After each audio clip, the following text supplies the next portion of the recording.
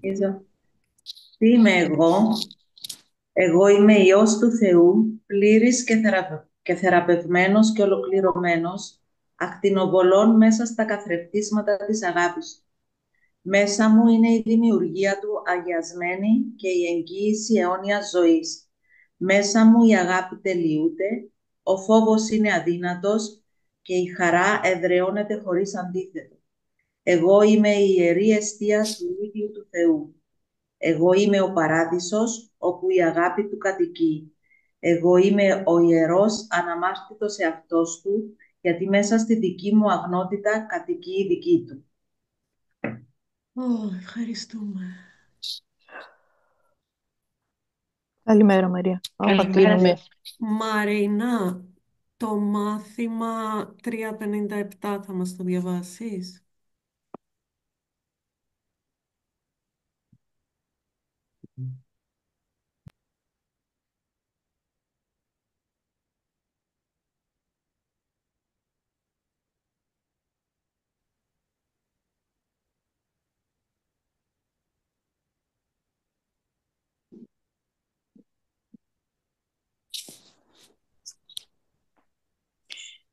Η αλήθεια απαντά σε κάθε κάλεσμα που κάνουμε προς τον Θεό, ανταποκρινόμενη πρώτα με θαύματα και μετά επιστρέφει σε μας για να είναι ο εαυτός της.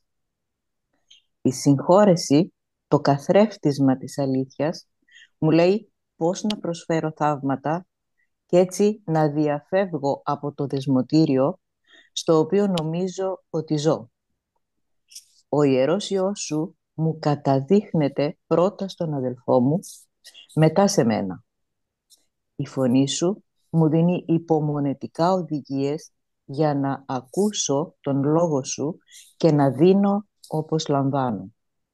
Και καθώς κοιτώ τον Υιό σου σήμερα, ακούω την φωνή σου να μου δίνει οδηγίες για να βρω τον δρόμο προς εσένα, όπως εσύ όρισες ότι θα είναι ο δρόμος. Δείτε το αναμάρτητό του και θεραπευτείτε.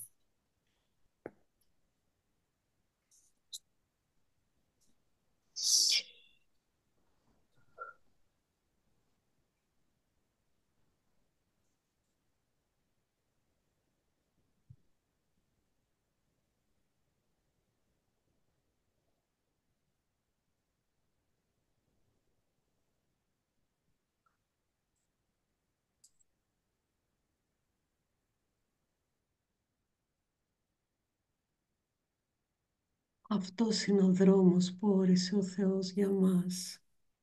Δείτε το αναμάρτητό του και θεραπευτείτε.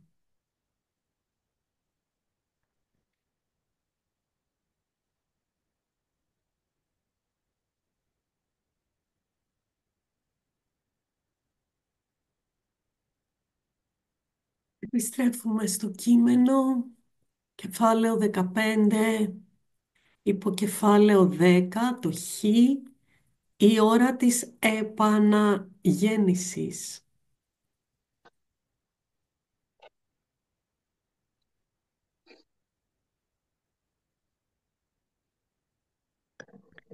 Και εδώ θα ήθελα να πω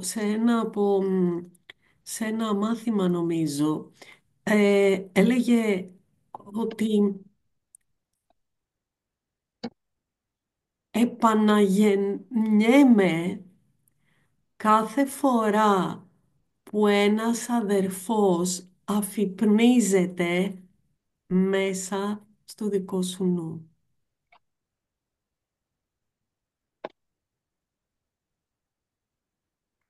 Και έχει πάρα πολύ να κάνει ουσιαστικά και με το σημερινό μάθημα. Δείτε το αναμάρτητό του και θεραπευτείτε. Το Χριστό θα τον δεις πρώτα στον αδερφό σου. Κορνηλιά, Ναι, επομένως έγκυται σε μένα το πώς θα τον δω, έτσι δεν είναι? ακριβώς. Okay. Πώς θα θέλω να τον δω Ναι. και μετά η μόνη επιλογή που ουσιαστικά είναι αυτή. Πάντα αυτή. Εγώ τι θα δω. Τι επιλέγω να βλέπω.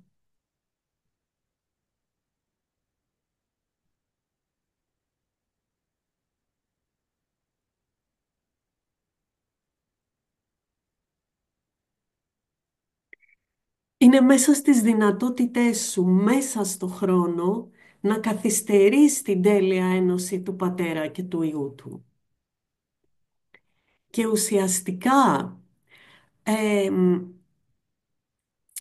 σύμφωνα με τα μαθήματα πάλι, η ελεύθερη επιλογή έγκυται μόνο στο πώς θα επιλέξεις να χρησιμοποιήσεις το χρόνο. Μόνο σε αυτό είναι έγκυται η ελεύθερη επιλογή. Γιατί το ότι είμαστε. Η επίγνωσή μας λείπει. Το ότι όλη η διόρθωση, όλη η θεραπεία έχει συμβεί, το ότι εγώ είμαι Υιός του Θεού, πλήρης και τέλειος και θεραπευμένος, ολοκληρωμένος. Δεν αλλάζει. Το πώς θα χρησιμοποιήσω το χρόνο για να έρθει αυτό στην επίγνωσή μου είναι θέμα της δικής μου βούλησης, της ελεύθερης επιλογής. Γι' αυτό και λέει, από την αρχή που ξεκινάει αυτό το κεφάλαιο, μίλησε για τις δύο χρήσεις του χρόνου. Ή θα θέλεις να μένεις σε αυτό το οριζόντιο μέσα από το εγώ, σε αυτό το στο χρονικό συνεχές που ουσιαστικά αναπαράγει το ίδιο πράγμα, είτε πας αυτή τη στιγμή τώρα, το δίνεις στο Άγιο Πνεύμα, αυτή τη στιγμή τώρα και μετά στην επόμενη στιγμή τώρα και μετά στην επόμενη στιγμή τώρα.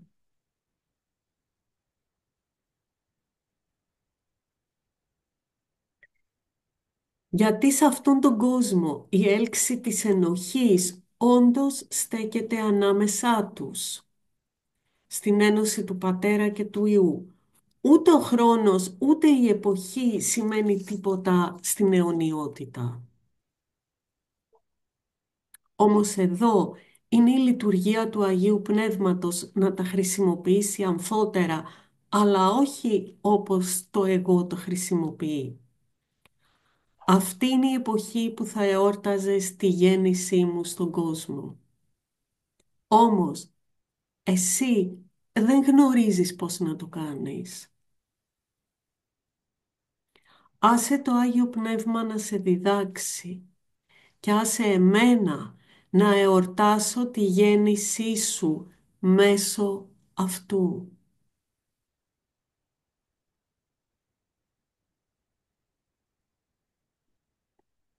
Τις μεγάλες ακτίνες μέσα στην καρδιά μας. Το μόνο που μπορώ να δεχτώ από εσένα είναι το δώρο που εγώ σου έδωσα. Αποδέσμευσέ με καθώς εγώ επιλέγω τη δική σου αποδέσμευση. Την ώρα του Χριστού εορτάζουμε μαζί γιατί αυτή δεν έχει κανένα νόημα εάν είμαστε χωριστά.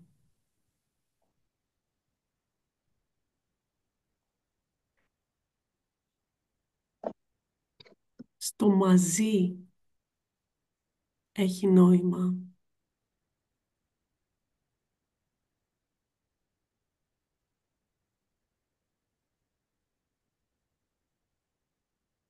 Η Άγια Στιγμή είναι αληθινά η ώρα του Χριστού.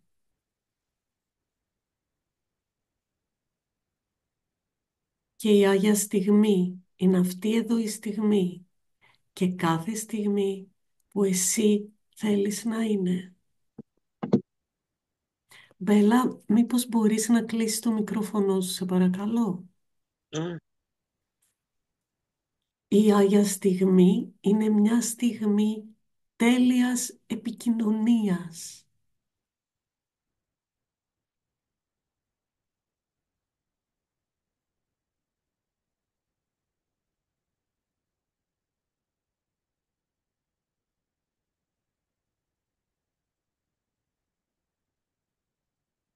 τέλειας επικοινωνίας, όπου ο νους είναι ανοιχτός και συνδεδεμένος με όλη τη δημιουργία και τον δημιουργό.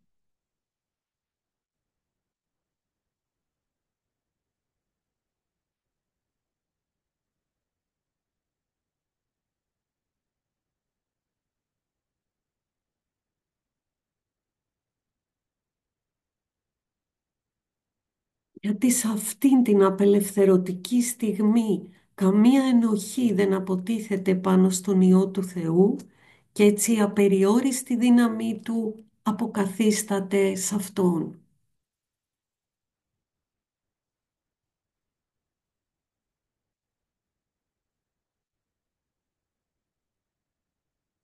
Τι άλλο δώρο μπορείς να μου προσφέρεις όταν μόνο αυτό εγώ επιλέγω να σου προσφέρω?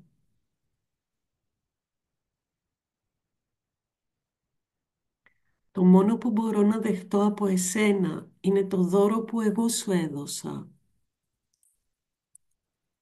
Τι άλλο δώρο μπορείς εσύ να μου προσφέρεις όταν μόνο αυτό επιλέγω να σου προσφέρω?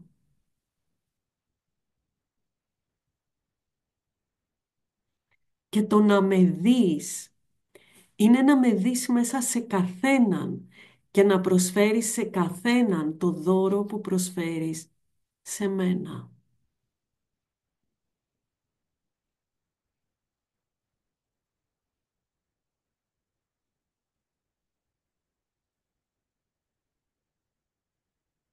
Ας αφεθούμε να μπαίνουμε μέσα σε αυτό. Να μην τα ακούμε απλά, αλλά να βρίσκουμε τον εαυτό μας κάθε φορά που είμαστε. Μπορώ αλήθεια να το προσφέρω σε καθέναν το δώρο του Χριστού, την όραση του Χριστού, ή υπάρχουν μέσα μου αντιστάσεις, κολλήματα σε κάποια συγκεκριμένα άτομα?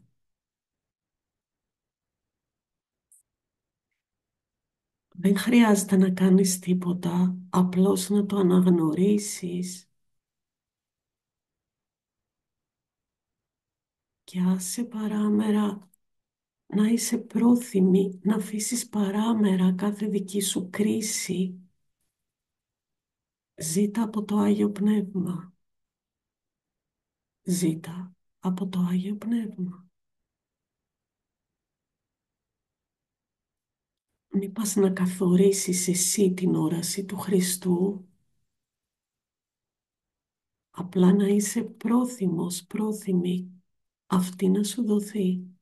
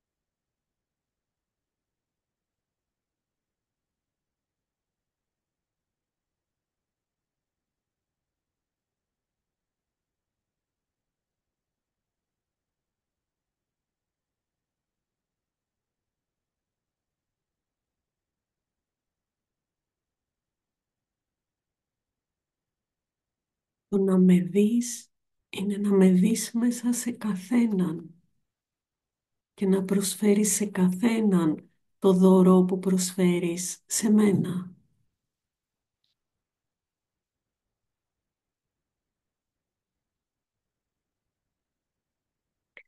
Μου είναι εξίσου αδύνατο να δεχτώ θυσία, όπως και για τον Θεό είναι. Και κάθε θυσία που ζητάς από τον εαυτό σου, την ζητάς από εμένα. Μάθε τώρα ότι η θυσία οποιοδήποτε είδους δεν είναι τίποτα άλλο παρά ένας περιορισμός που επιβάλλεται στο δώσιμο. Και με αυτόν τον περιορισμό εσύ έχεις περιορισμένη αποδοχή του δώρου που σου προσφέρω.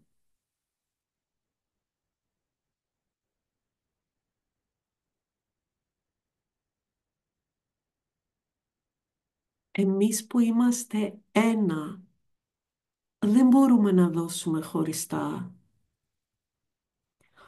Όταν είσαι πρόθυμος να αποδεχτείς τη σχέση μας ως πραγματική, η ενοχή δεν θα έχει καμία έλξη για σένα. Είμαστε πρόθυμοι να δεχτούμε αυτήν τη σχέση με το Χριστό ως πραγματική.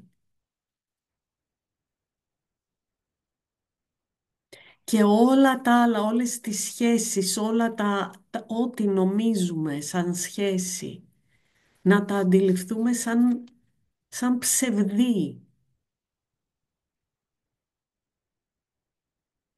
Να μπούμε πραγματικά σε αυτήν τη μία πραγματική σχέση. Είμαστε πρόθυμοι.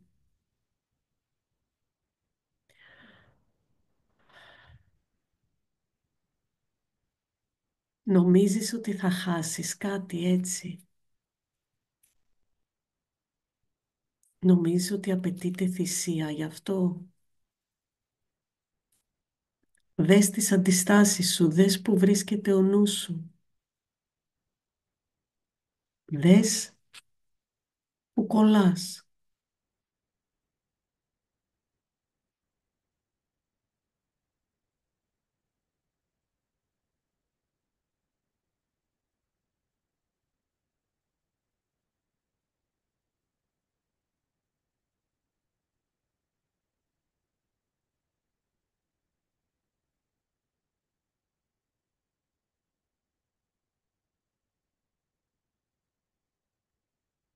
Γιατί στην δική μας ένωση θα αποδεχτείς όλους τους αδερφούς μας.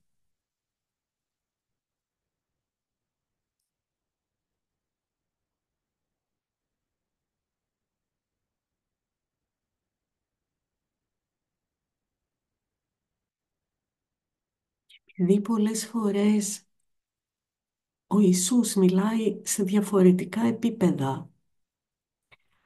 Σε αυτό εδώ το συγκεκριμένο, στη δική μας ένωση, αναφέρεται σε φυσικό επίπεδο.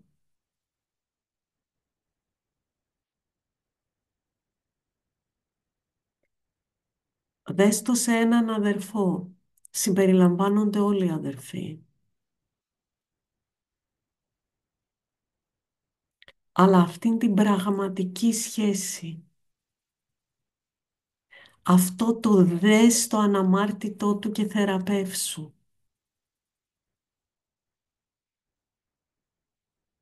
Αν πραγματικά το κάνεις με ένα, έχουν συμπεριληφθεί όλοι μέσα. Και μετά αρχίζει να γίνεται πιο εύκολο η έλξη του Θεού, γιατί ήδη έχει έρθει στην επίγνωσή σου.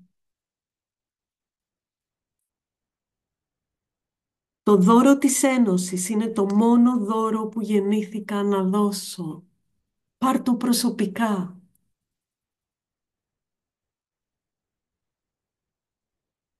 Εντελώς προσωπικά πάρ' το αυτό. Και μην περιορίζεσαι σε άλλα δώρα. Είναι πολύ ευτελή. Το δώρο της Ένωσης είναι το μόνο δώρο που γεννήθηκα να δώσω.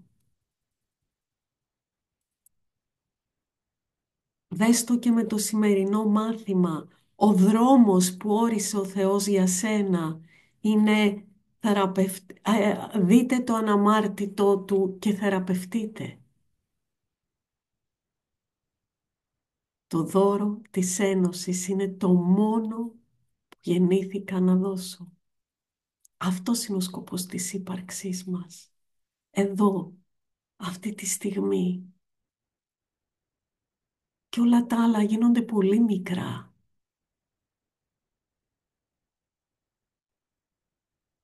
Αυτό είναι το νόημα της ζωής μας. Αυτή τη στιγμή και κάθε στιγμή. Δώσε το σε εμένα, ώστε να μπορείς εσύ να το έχεις. Και εδώ πάλι μιλάει σε αυτό το επίπεδο. Το δώσ' το σε εμένα εννοεί στον καθένα. Μπαίνει στο φυσικό επίπεδο, χρησιμοποιεί τον κάθε ένα. Είναι ο Χριστός μέσα στο φυσικό επίπεδο, στον κάθε ένα. Η ώρα του Χριστού είναι η ώρα που έχει οριστεί για το δώρο της ελευθερίας που προσφέρεται σε όλους. Και αποδεχόμενος αυτό, εσύ το προσφέρεις σε όλους.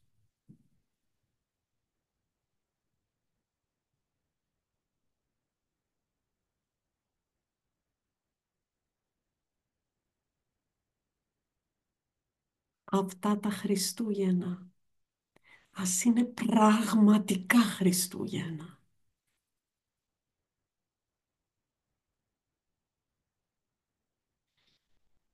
Έχεις την δυνατότητα να κάνεις αυτήν την εποχή ιερή, γιατί είναι μέσα στη δυνατότητά σου να κάνεις την ώρα του Χριστού να είναι τώρα. Τώρα. Αυτή εδώ η στιγμή. Είναι δυνατόν να το κάνεις αυτό μόνο μιας, επειδή δεν υπάρχει παρά μία μεταβολή στην αντίληψη που είναι αναγκαία, γιατί εσύ δεν έκανες παρά μόνο ένα λάθος. Φαίνεται σαν πολλά, αλλά είναι όλα το ίδιο. Γιατί παρότι το εγώ παίρνει πολλές μορφές, αυτό είναι πάντα η ίδια ιδέα. Αυτό που δεν είναι αγάπη είναι πάντα φόβος και τίποτα άλλο.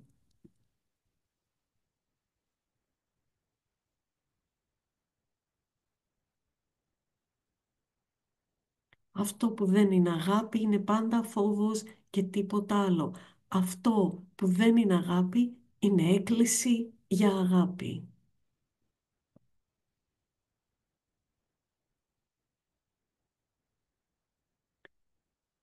Και τώρα αυτό επίσης είναι πολύ σημαντική η επόμενη παράγραφος που λέει δεν είναι απαραίτητο να ακολουθείς τον φόβο σε όλες τις κυκλωτικές διαδρομές με τις οποίες σκάβει υπόγεια και κρύβεται στο σκοτάδι για να αναδυθεί με μορφές αρκετά διαφορετικές από αυτό που είναι.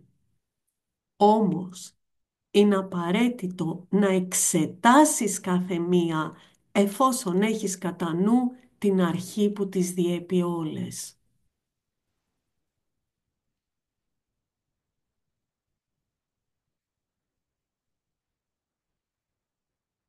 Όταν είσαι πρόθυμος να τις εξετάσεις, όχι σαν ξεχωριστές, αλλά ως διαφορετικές εκδηλώσεις της ίδιας ιδέας και μίας που δεν θέλεις, αυτές φεύγουν μαζί. Η ιδέα είναι απλώς αυτή. Πιστεύεις ότι είναι δυνατόν να είσαι οικοδεσπότης του εγώ ή δέσμιος του Θεού. Αυτή είναι η επιλογή που νομίζεις ότι έχεις και η απόφαση που πιστεύεις ότι πρέπει να πάρεις.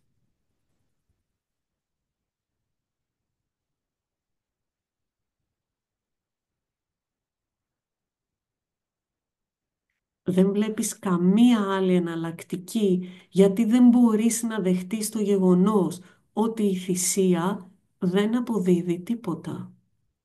Η θυσία είναι τόσο ουσιώδη στο σύστημα σκέψης σου που η σωτηρία χωριστά από τη θυσία δεν σημαίνει τίποτα για σένα. Η εκ μέρου σου σύγχυση της θυσίας και της αγάπης είναι τόσο βαθιά που δεν μπορείς να συλλάβεις την αγάπη χωρίς θυσία.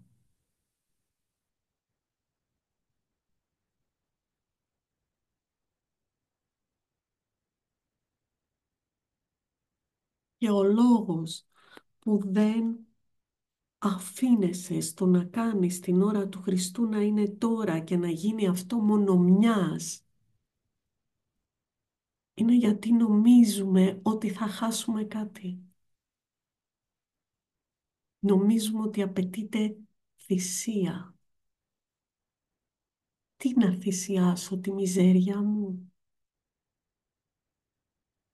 τη φυλακή μου, τον περιορισμό μου, τον εγκλεισμό μου.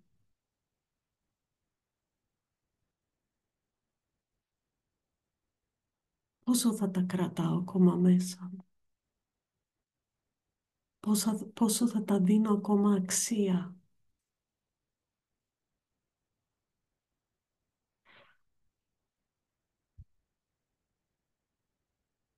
Οι μεγάλες ακτίνες του Χριστού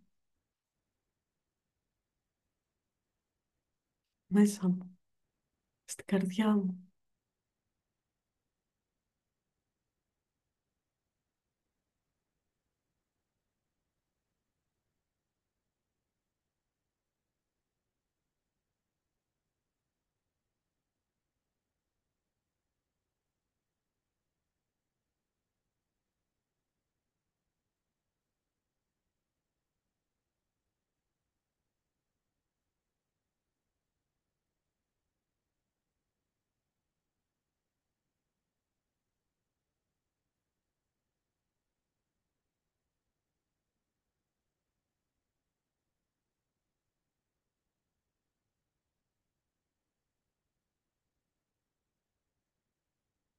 Θυσία είναι τόσο ουσιώδη στο σύστημα σκέψης σου, που η σωτηρία χωριστά από τη θυσία δεν σημαίνει τίποτα για σένα.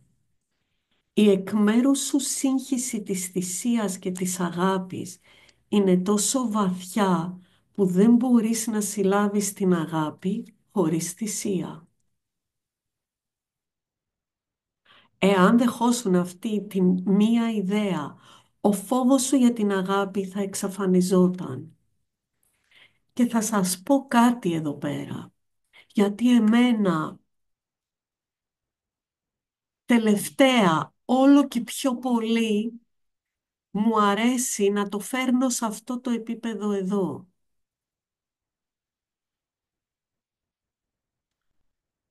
Αυτό που λέει η σύγχυση της θυσίας και της αγάπης είναι τόσο βαθιά.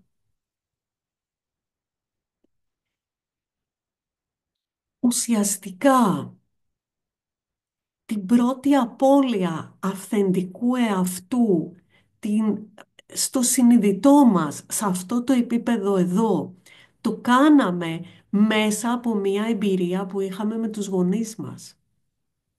Εκεί που έπρεπε να μας είναι δοσμένη αγάπη.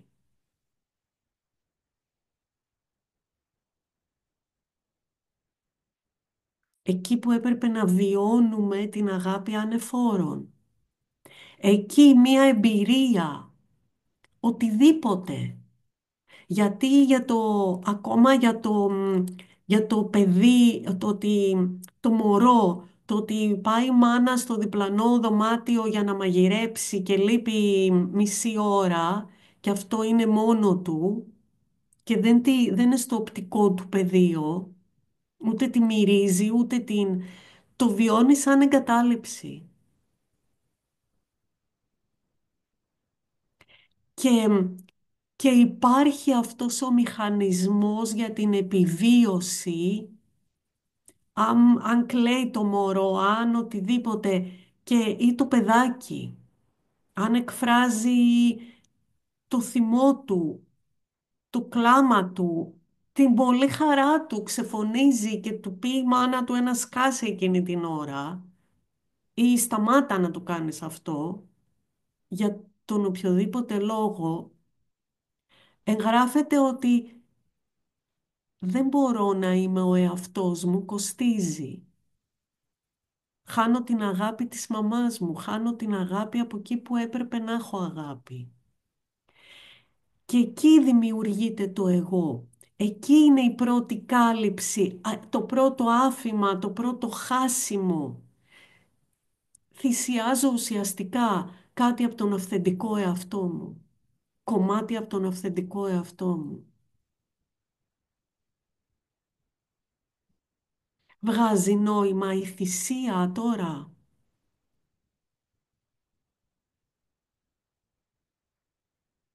Και πώς είναι περασμένο? Για να είμαι σε σχέση αγάπης, πρέπει να χάνω από μένα. Πρέπει μετά να συμμορφώνομαι για να μπορώ να επιβιώσω μέσα σε αυτή τη σχέση. Να απολαμβάνω αγάπη.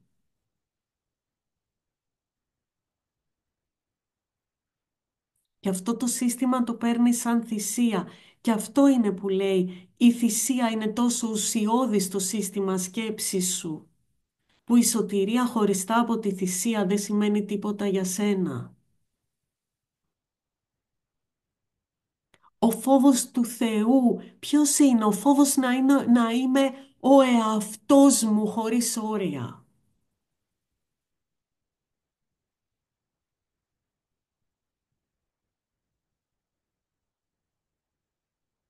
Και όταν ήμουν ο εαυτός μου σε ασυνείδητο επίπεδο, αναγκάστηκα να το τσεκουρώσω, να το καλύψω,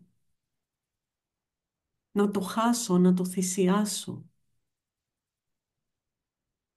Γι' αυτό και σου λέει το βιβλίο, το εγώ γεννήθηκε από απώλεια.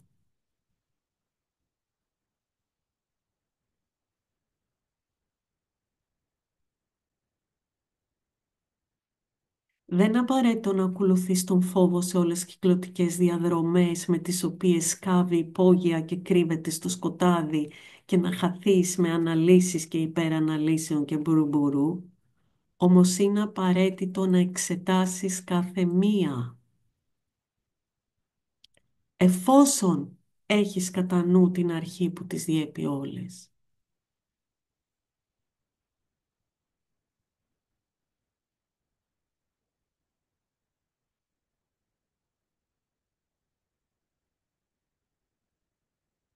Η εκ μέρους σου σύγχυση της θυσίας και της αγάπης είναι τόσο βαθιά που δεν μπορείς να συλλάβεις την αγάπη χωρίς θυσία. Και αυτό είναι που πρέπει να κοιτάξεις. Η θυσία είναι επίθεση, όχι αγάπη.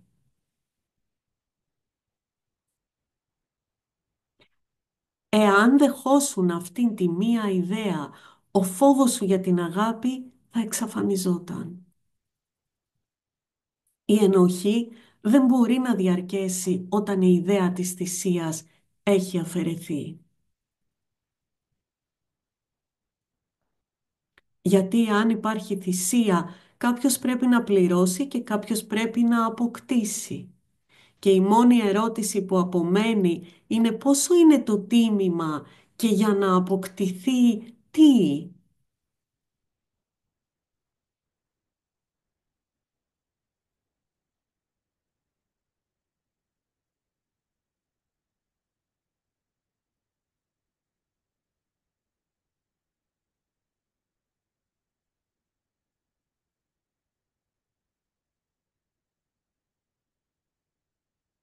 Για να επιβιώσουμε σε αυτόν τον κόσμο. Αυτός είναι ένας κόσμος απώλειας. Ουσιαστικά είναι ένας κόσμος απώλειας του αυθεντικού εαυτού. Για να επιβιώσουμε σε αυτόν τον κόσμο, χρειαζόταν να κάνουμε αυτές τις εκπτώσεις, τη θυσία. Να έχουμε αυτές τις απώλειες. Και όλη μας η προσπάθεια ήταν να καλύψουμε αυτό το χαμένο κομμάτι, τα χαμένα κομμάτια. Όμως τώρα, μέσα σε όλη αυτή την εκπαίδευση, κατανοούμε ότι δεν υπάρχει κανένας λόγος πια για αυτό. και αρχίζουμε να ελκόμαστε από τον ολοκληρωμένο, πλήρη, αυθεντικό εαυτό μας, την ουσία μας, έτσι όπως ο Θεός μας δημιούργησε. Εδώ, μην το ψάχνεις στους ουρανούς. Εδώ μέσα σου.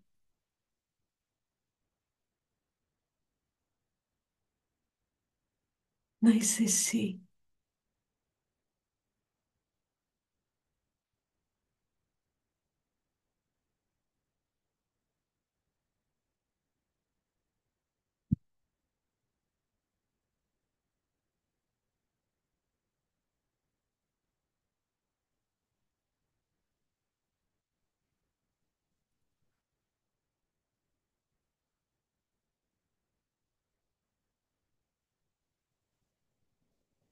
Οι μεγάλες ακτίνες του Χριστού.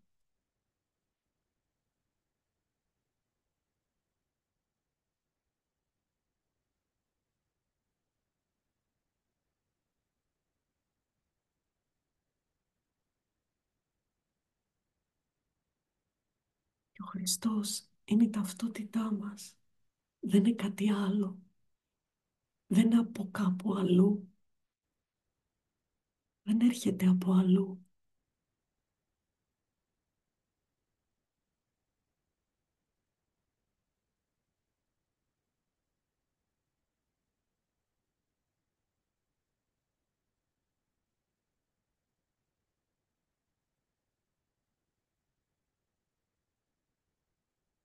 Η ώρα της επαναγέννησης. Ως οικοδεσπότης του εγώ πιστεύεις ότι μπορεί να διώξεις όλη την ενοχή σου όποτε θέλεις και έτσι να αγοράσεις ειρήνη. Και η πληρωμή δεν φαίνεται να είναι από εσένα.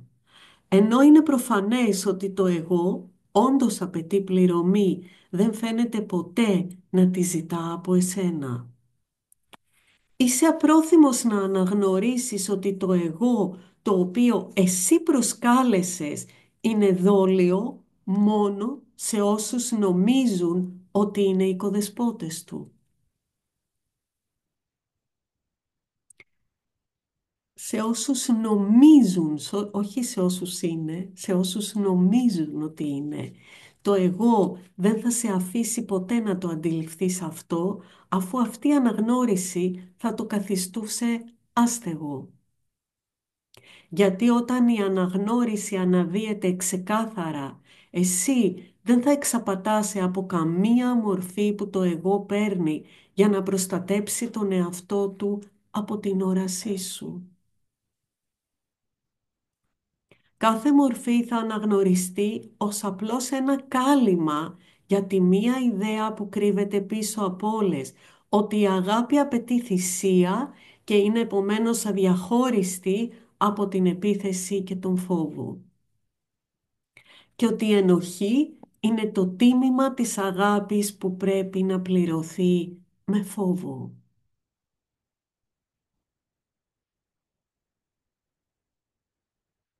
Πόσο τρομακτικός έχει γίνει λοιπόν για σένα ο Θεός και πόσο μεγάλη θυσία πιστεύεις ότι η αγάπη του απαιτεί. Γιατί η ολική αγάπη θα απαιτούσε ολική θυσία.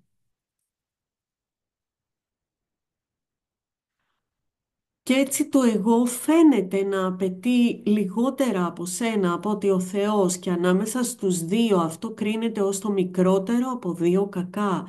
Το ένα που φοβάσαι λίγο ίσως, αλλά το άλλο που πρέπει να καταστραφεί. Γιατί βλέπεις την αγάπη ως καταστροφική και η μόνη σου ερώτηση είναι ποιος είναι να καταστραφεί, εσύ ή κάποιος άλλος. Επιδιώκεις να απαντήσεις αυτήν την ερώτηση στις ξεχωριστές σου σχέσεις, στις οποίες φαίνεσαι να είσαι και ο κατεστροφέας και ο μερικώς κατεστραμμένος, αλλά ικανός να μην είσαι τίποτα από τα δύο πλήρως. Θέλω εδώ λίγο να σκεφτείτε κάθε φορά που πάω να δικαιολογώ, να λέω ότι έχω δίκιο.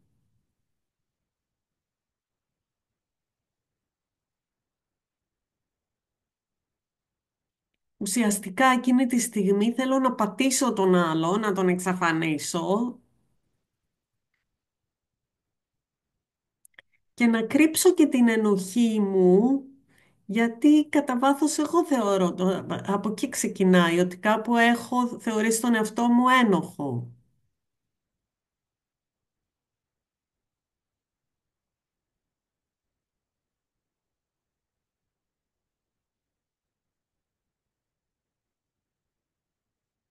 Και αυτό νομίζεις ότι σε σώζει από τον Θεό, του οποίου η ολική αγάπη θα σε κατέστρεφε ολοσχερός.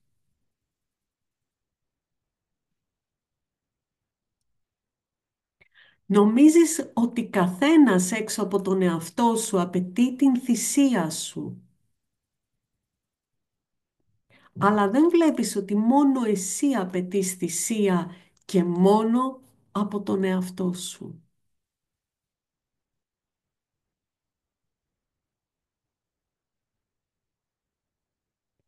Δεν είναι ότι τη στιγμή που κάποιος κάτι πήγε λάθος, ήταν ότι ο άλλος απαιτούσε αυτήν τη θυσία, την έλλειψη, την κάλυψη του αυθεντικού εαυτού. Ήταν ότι εγώ το νόμιζα αυτό.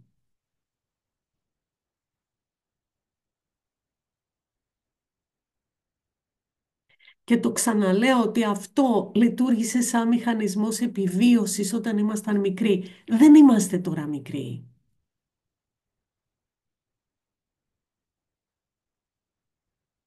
Και επίσης, μηχανισμός επιβίωσης σημαίνει συγκεκριμένα τμήματα του εγκεφάλου.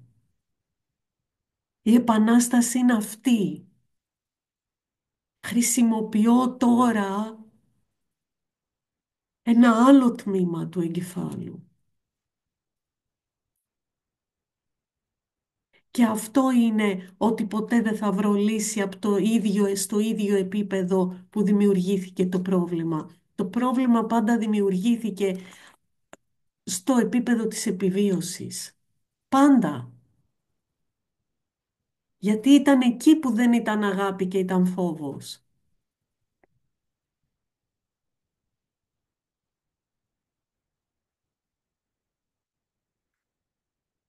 Εγώ αλλάζω επίπεδο. Δεν θα το κάνω μόνος μου. Με το Άγιο Πνεύμα και μαζί σου.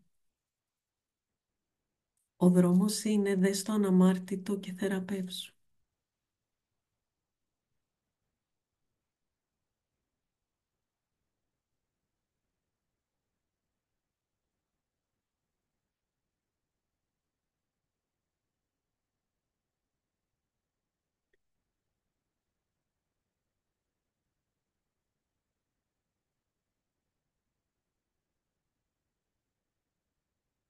Το πραγματικό τίμημα της άρνησης να την κάνεις δεκτή είναι τόσο μεγάλο που έχεις εγκαταλείψει τον Θεό προκειμένου να μην την κοιτάξεις. Γιατί αν ο Θεός απαιτούσε ολική θυσία από εσένα, φαίνεται ασφαλέστερο να τον προβάλλεις εξωτερικά και μακριά από σένα και όχι να είσαι οικοδεσπότης του. Σε αυτόν απέδωσε τη δολιότητα του εγώ, προσκαλώντας τον να πάρει τη θέση του για να σε προστατέψει από αυτόν. Και δεν αναγνωρίζεις ότι είναι αυτό που προσκάλεσες μέσα που θα σε κατέστρεφε και που όντως απαιτεί ολική θυσία από εσένα. Καμία μερική θυσία δεν θα ευχαριστήσει αυτόν τον άγριο καλεσμένο, γιατί αυτό είναι ένας εισβολέας που φαίνεται μόνο να προσφέρει καλοσύνη, αλλά πάντα για να κάνει τη θυσία ολοκληρωτική. Δεν θα επιτύχεις να είσαι εν μέρη δέσμιος του εγώ, γιατί αυτό δεν τηρεί καμία συμφωνία και δεν θα σου άφηνε τίποτα. Ούτε μπορείς να είσαι εν μέρη οικοδεσπότης του. Πρέπει να επιλέξεις ανάμεσα στην ολική ελευθερία και τα ολικά δεσμά. Λίγο έγκυος δεν γίνεται. Ή ολική ελευθερία ή ολικά δεσμά.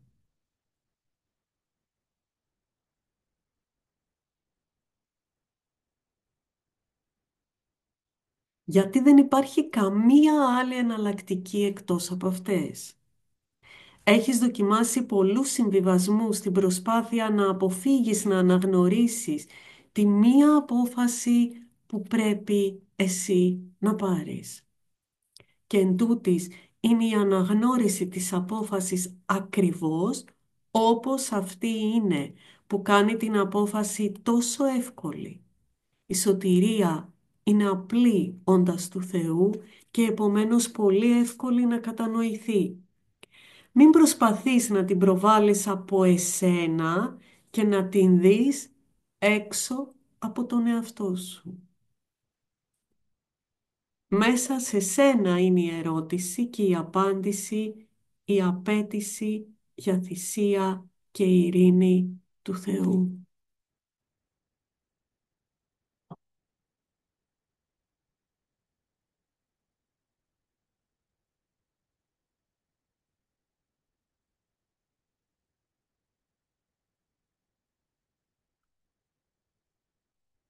Το δώρο της Ένωσης είναι το μόνο δώρο που γεννήθηκα να δώσω.